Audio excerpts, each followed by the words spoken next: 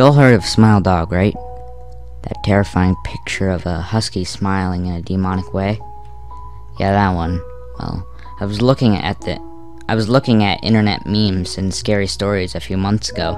I stumbled across an urban legends video, which I found intriguing. I watched the video and it told us a few basic facts about spontaneous human combustion and sleep paralysis. The video also contained a couple of screamers to kill the mood. The end story was of Smile Dog. It simply presented the picture and told the viewer the legend.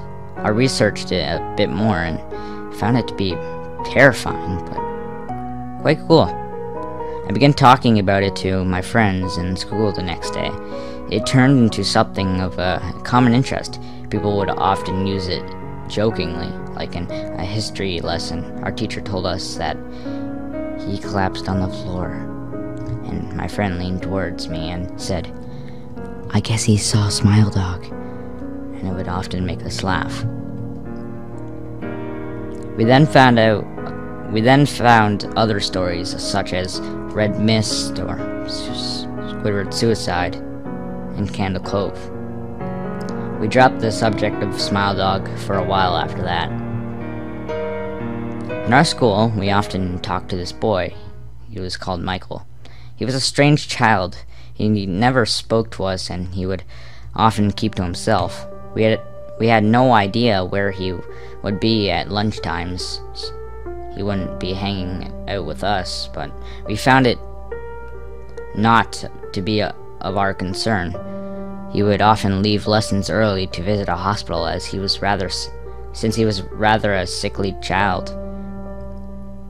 He told me of only a few of his afflictions, the most noticeable being epilepsy and schizophrenia. He would never show signs of these, though. If we mentioned them, he would often laugh them off and dismiss them. He approached me one day and inquired about Smile Dog. I replied, "That thing? Yeah, that's obviously fake. Can I see it?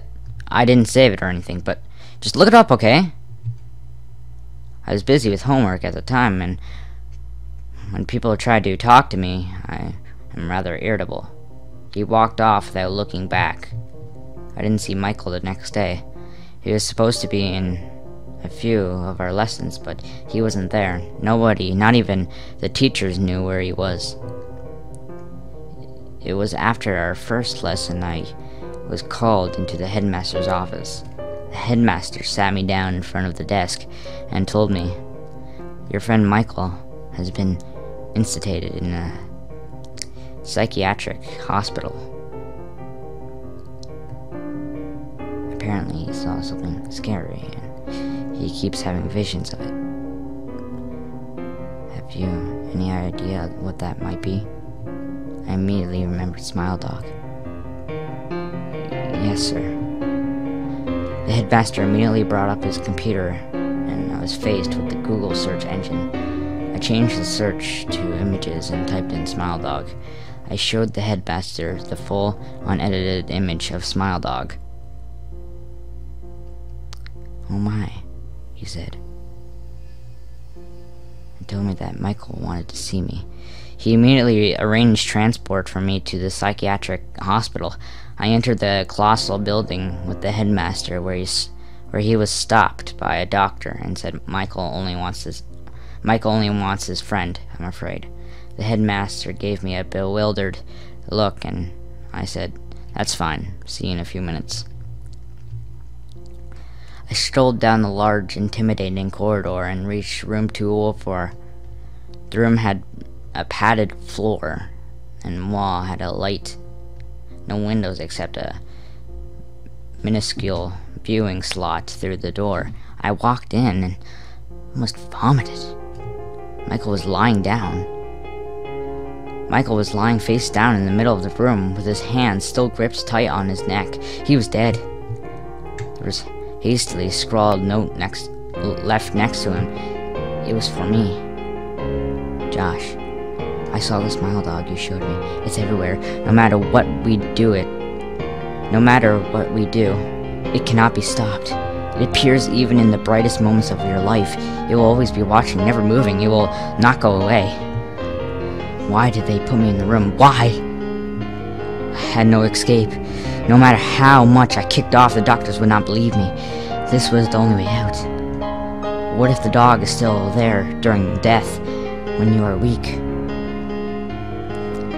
incapacitated? He will drag you down to hell from where he once came. This is the reality, Josh.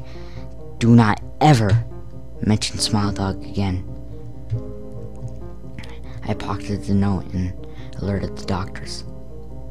Upon further inspection of his body, his hand was blocking a horrifying, vicious bite into his neck.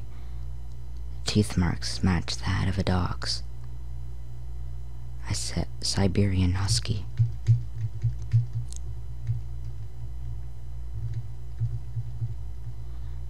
I keep going over and over that note in my head. I can't believe it. He was such a nice boy. I regret everything. I regret every bad thing I ever said to him.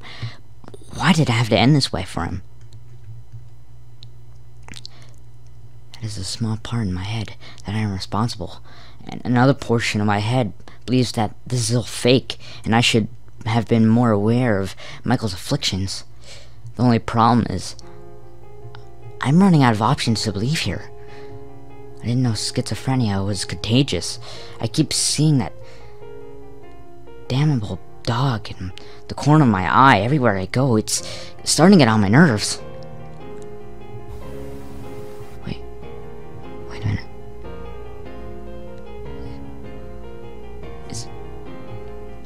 Is that... No. I'm hearing panting and scratching on my door.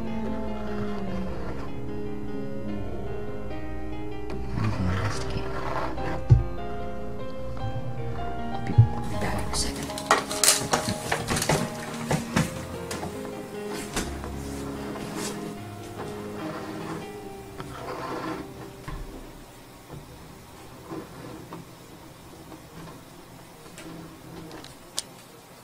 Spread the word!